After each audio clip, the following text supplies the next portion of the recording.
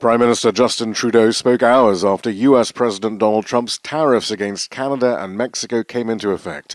Trudeau said Canada is retaliating and immediately imposing 25% tariffs on $20 billion worth of U.S. imports. And he urged Canadians to be unified in the face of the intense economic pressure ahead. He also urged Americans to understand that any economic impact they suffer will be the result of their president's actions. And then Trudeau addressed Donald Trump himself. Now, it's not in my habit to agree with the Wall Street Journal, but Donald, they point out that even though you're a very smart guy, this is a very dumb thing to do. Trudeau also suggested there was no point in further negotiations with the U.S., given what he thinks are Donald Trump's motivations for the trade war. What he wants is to see a total collapse of the Canadian economy, because that'll make it easier to annex us.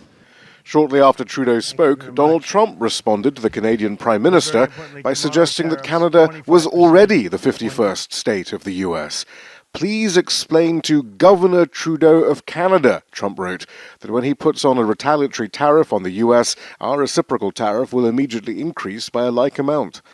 There is a sense of disbelief that this is all actually happening, that Trump wasn't using the threat of sweeping tariffs as a negotiating position. It's heartbreaking that the government is causing a rift between people who just want to do business, just want to have a livelihood. Canada's retaliatory tariffs will only increase prices here in Canada, intensifying the economic crisis. But Canadian officials say they have to do something to show that they can't be bullied by the US. However, it does seem that their main hope is that spiking inflation and financial market turmoil in the US will eventually force Donald Trump to back down. Shihab, Rattansi, Al Jazeera, Ottawa.